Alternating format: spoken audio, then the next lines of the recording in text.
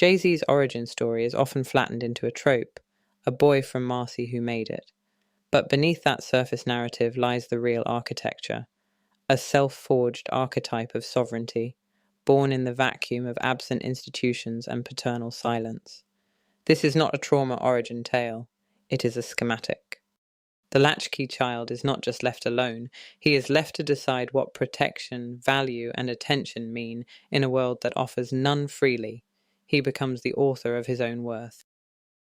Jay-Z didn't grow up in total abandonment. His mother was present, protective, and held the family's architecture together. But the absence of his father cast a long shadow. It wasn't neglect.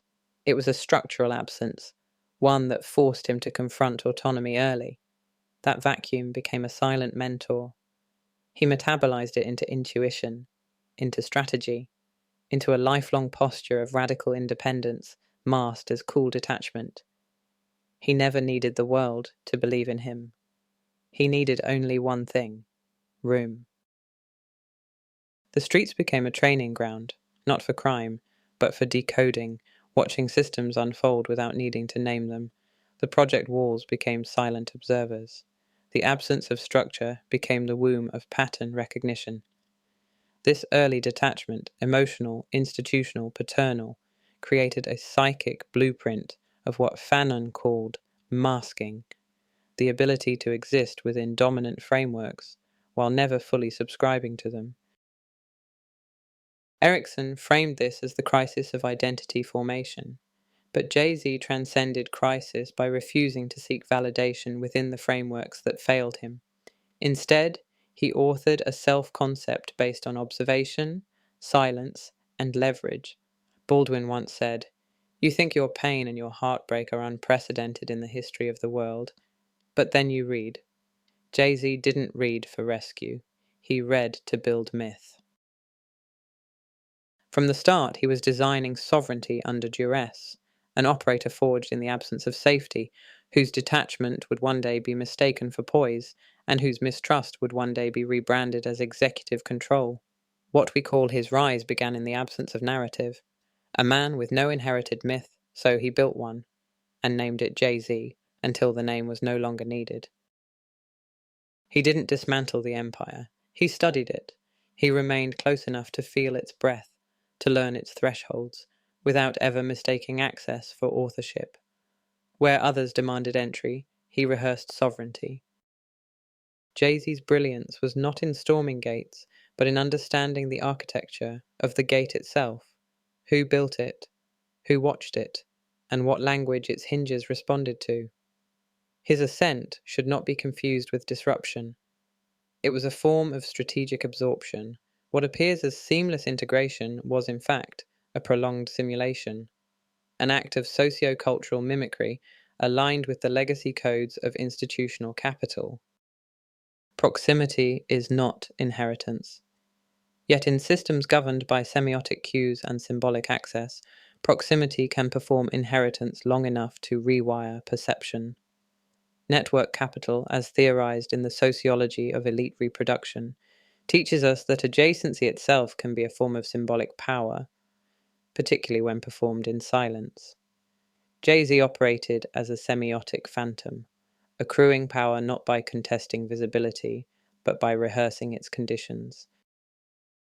Where the neoliberal subject is often encouraged to assert individuality through personal branding, Jay-Z enacted what Cedric Robinson might describe as black radical opacity, an active refusal to be fully legible within hegemonic structures while still mastering their lexicon. What most call networking, he treated as field surveillance, each handshake a node, each meeting a map. This was not mere ambition, it was strategic cultural osmoticity. He didn't break the system. He rendered himself illegible enough to bypass its threat detection, not invisible, just unreadable. Where neoliberal performers seek spotlight, he sought shadow geometry. He let others glow while he traced the circuitry behind the curtain. The empire rarely punishes that which reflects its own grammar. Jay-Z knew this, and so he moved like infrastructure, silent, repetitive, inevitable. His throne was never gifted, it was constructed, one act of encoded mimicry at a time, until the code recognized him as its own. Jay-Z did not merely accumulate wealth, he enacted a process of cultural transmutation, a reformatting of artistic labor, relational capital, and mythic signification into enduring infrastructure. His genius was not only economic, but ontological. He altered the terms under which presence becomes permanence. This is not hustle. This is alchemy reconfigured as institutional authorship. In classical Hermetic terms, alchemy is the transmutation of base material into gold. In Jay-Z's schema, this becomes the translation of ephemeral black genius, often exploited, unarchived, and misattributed, into self-owned mythic capital. The work is not the product, the myth is. To understand this as mere business is to collapse its significance. Jay-Z's acquisition and revaluation of his masters was an act of structural resignification, a refusal to remain a symbolic instrument within someone else's architecture of yield. He did not just own his masters, he recoded authorship itself. Bourdieu's theory of field dominance becomes useful here. Jay-Z converted cultural capital into symbolic capital, and then parlayed that into economic capital without relinquishing field control. His presence in the economic sphere did not dilute his cultural weight, it compounded it. Every acquisition, Tidal, Armand de Brignac, Rock Nation, is not just a business maneuver, but a recursive signal. Each asset reinvokes the myth of sovereign ownership, regardless of actual revenue streams. The symbolic recursion is what matters, ownership performed, echoed, and ritualized until it shapes public ontology. Here, Baudrillard's concept of the simulacrum takes root. The copy, Jay-Z as owner, does not require a fixed origin to be effective. The myth repeats. The myth embeds. The public forgets the proof and remembers only the frame. In this repetition lies empire. In the echo, sovereignty. He becomes not just the architect of his myth, but the system by which that myth perpetuates itself. Even the act of being seen negotiating equity becomes part of the alchemical performance, ritualized autonomy as mythic theatre. And in a late capitalist system obsessed with visibility, ownership becomes sacred simply because it appears inaccessible to most. Jay-Z is not a businessman, nor merely a businessman. He is a narrative sovereign, looping presence into permanence through strategic acquisition, semantic control, and symbolic compression. This is not financial ascendance. It is mythic recursion rendered as asset class. Shawn Carter never collapsed the system. He calibrated his expansion precisely to the dimensions it would permit. His legacy was not constructed through rupture, but through an intimate literacy of constraint, an architectural understanding of systemic tolerance. To read Mr. Carter's trajectory as pure ascendancy is to overlook the invisible scaffolding of corporate permission, legal ritual, and institutional surveillance. His genius lay not in evasion, but in his ability to remain both legible and untouchable, a feat of strategic invisibility, masked as high visibility.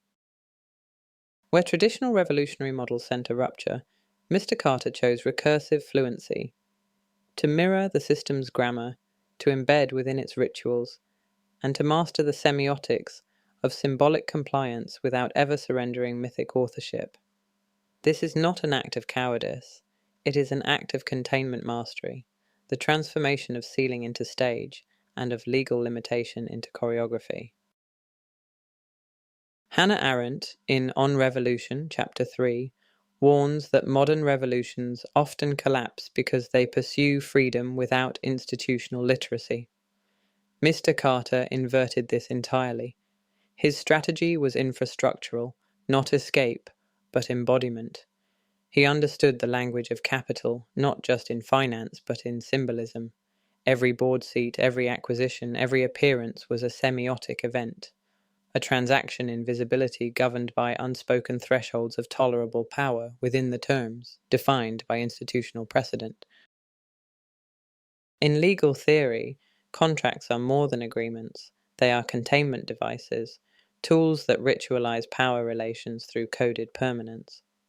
Mr. Carter's alignment with these rituals was not a concession, it was a strategic myth, encoding executed in accordance with the expectations of the aforementioned party, one that turned regulation into resonance. Critical race theory offers another layer. Visibility for black men within elite institutions often functions as conditional spectacle, entertainment permitted, authorship policed, tolerated when entertaining, rejected when authorial. Mr. Carter's calculated ambiguity disrupted this schema, not by challenging it outright, but by becoming the architecture that housed it. Zuboff's theory of surveillance capitalism suggests that visibility in the modern era is currency. Mr. Carter inverted the model. He became hypervisible as symbol while maintaining illegibility as sovereign operator. This required deliberate restraint. He avoided over-politicization. He abstained from overexposure. He deployed silence as a semiotic firewall. He was never the loudest in the room. He was the one who controlled the lighting. What others mistook for passivity was ritualized threshold calibration, a performance of containment so complete the system absorbed him as symbol while failing to possess him as agent. Mr. Carter's throne was not beyond the ceiling. It was built within it, folded into the plaster, reflected back as inevitability. Legacy is not a byproduct of accomplishment. It is a designed recursion engine, an architecture of timed re-entry, engineered for cultural permanence. Mr. Carter's approach to legacy is not genealogical, it is algorithmic. He understood that in a media-saturated system, repetition outweighs origin. To be remembered, one must be engineered to recur. Where traditional lineage relies on blood and institution, Mr. Carter's recursion is rooted in semiotic return, his image, name, and voice calibrated to resurface at strategic intervals. This is not a glitch of the system, it is a signal embedded within it. Nietzsche's eternal return suggests that what recurs becomes sacred. Mr. Carter's appearances are never incidental, they are sacramental interventions in the cultural timeline, designed to refresh the illusion of uninterrupted presence. The neuroscience of identity salience supports this. As Kahneman and Tversky observed, memory is not built on presence alone, but on emotional patterning and recall frequency. Mr. Carter's myth enters the public consciousness not through constancy, but through deliberate resonance pulsing, strategic equity announcements, boardroom appearances, brand activations, guest verses, limited interviews, and precisely staged silences. In this model, he becomes a neurological metronome, regulating memory through mythic cadence. This recursion is not driven by musical relevance, but by symbolic anchoring. Streaming platforms and digital infrastructures recirculate his signal, not to maintain popularity, but to preserve his referential utility. He is no longer heard, he is cited. Baudrillard's theory of simulacra applies acutely here. The myth of Jay-Z no longer requires his direct action. The representation self-replicates. The myth is untethered from the man. Mr. Carter has achieved a form of post-presence presence, a sovereign state where identity no longer requires embodiment. He is remembered not because he insists, but because the system now depends on his echo. Legacy in this context is not passive remembrance. It is a closed feedback loop, optimized for symbolic endurance. He no longer needs to reintroduce himself. The system does it for him. He is not merely remembered. He is continuously compiled by the infrastructure itself. This is not a story of romantic loyalty. This is a study in mythic co-sovereignty, a dyadic legacy model constructed through image, institution, and cultural ritual. Beyoncé Knowles Carter is not behind the throne. She is a sovereign infrastructure running parallel to it, co-architected, symbolically encoded, and independently generative. Her position is not reactive but reflexive, a force that shapes legacy without borrowing from it. Traditional political and mythic frameworks have long positioned power within hierarchical succession, monarchs, patriarchs, solitary rulers whose lineage defines value. This dyad refracts that lineage into a two-point sovereignty system, where legacy is no longer defined by succession, but by recursive co-amplification. Jung's theory of anima and animus presents the psyche as structured by its internal opposite. But in this schema, Beyoncé functions less as the unconscious feminine within the masculine, and more as a publicly ritualized sovereign polarity, an animus unto herself. She is not the psychological shadow, she is the structural equal. Their partnership represents the convergence of mythic economies, one rooted in empire-to-brand infrastructure, Mr. Carter, the other in performance-to-divine icon genesis, Beyoncé.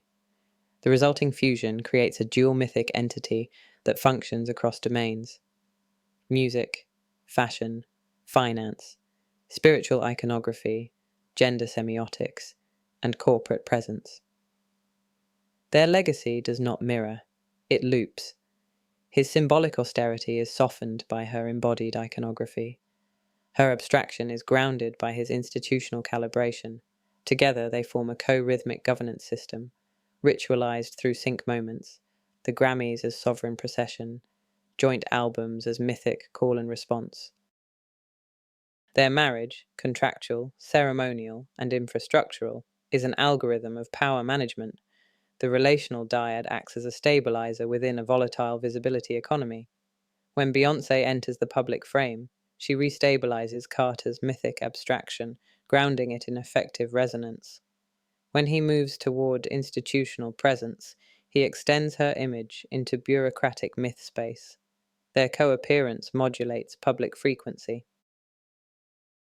Bell Hooks, in Communion, critiques the cultural reduction of black female power to romantic fulfillment. Beyoncé's position challenges that frame, not by rejecting romance, but by instrumentalizing it. The marriage becomes a strategic node of mythic realism, in which love is restructured as soft governance. This is not Hollywood symbolism. This is black mythic continuity via co-sovereignty, positioned within an empire historically hostile to feminine-coded cultural authorship. Their most potent acts are not performed, they are ritualized within symbolic time, the red carpet as procession, joint albums as mirrored archives, silence as mutual encryption. Together, they do not just reflect power, they encrypt it.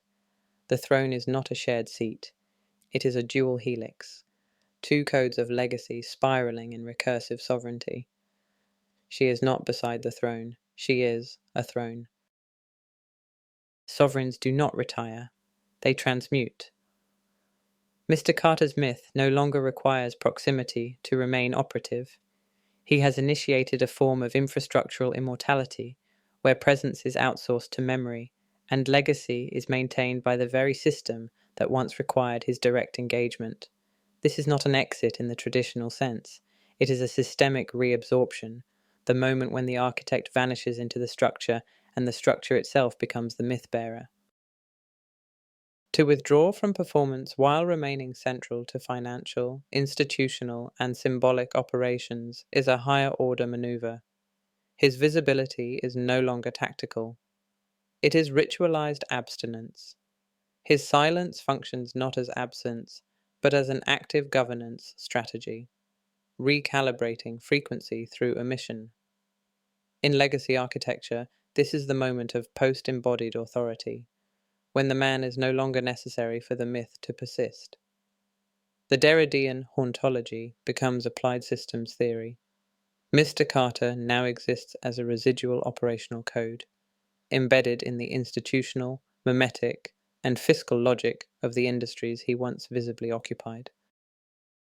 This strategic retreat, what media theorists have termed ghost protocol, follows a theological rhythm. Like the ascended God who leaves relics behind, his albums, business moves, curated silences, and ritualized reappearances form a liturgy of continued influence. In religious epistemology, this is called divine withdrawal, not an abdication, but a shift from immanence to transcendence. His myth no longer descends to meet the public. It hovers, generating interpretation, sustaining belief through the architecture of recall. Each re-emergence, whether through a sparse interview, a line in a feature, or an appearance beside another symbolic figure, is not an update. It is an omen, a glyph inserted into a recoded matrix.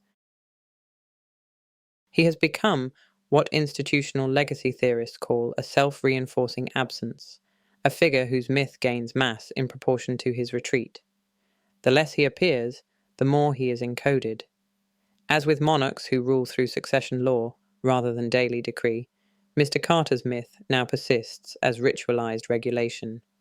His influence is not animated by participation, but enforced through structure, ownership, precedent, distribution logic, cultural citation. His exit is not a disappearance, it is the final sovereign act of mythification. Derrida, in Spectres of Marx, articulates this as spectral authority, the presence that remains precisely through its withdrawal. Mr. Carter is no longer a presence, he is a condition. An ontology woven into cultural capital, mythic infrastructure, and financial narrative. He did not leave, he transitioned into architecture. This is not a eulogy, it is a coronation.